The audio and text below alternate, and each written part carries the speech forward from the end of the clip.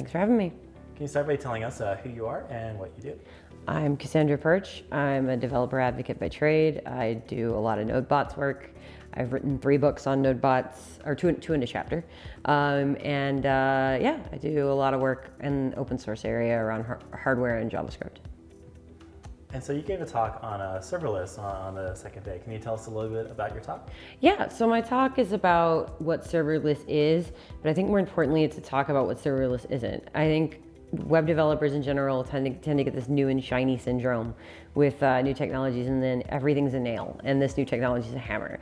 So as important as it is, I think, to educate developers on what serverless is, it's also important to say, okay, these are the problems it won't solve. These are the kind of problems it will solve.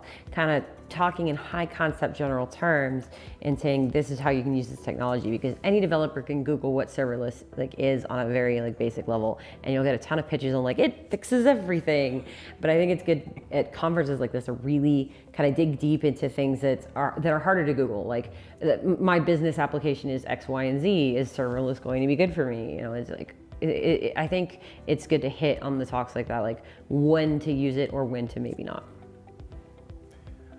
And so also at this conference, unfortunately the eponymous Emily Rose was not able to make it. Of course, we all miss her for that.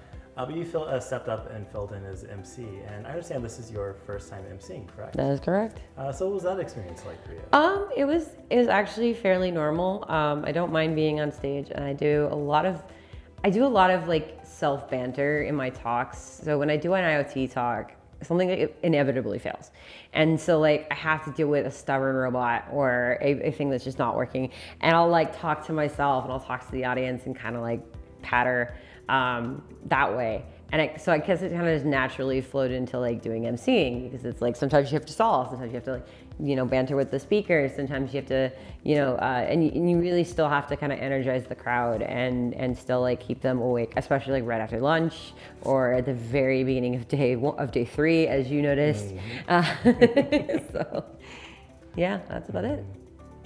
And so you and I have been working on JohnnyFive for some time now, and it's always been a really great project with a great community. And I feel like it's kind of at a more mature point as a product. I don't know, where do you see it going?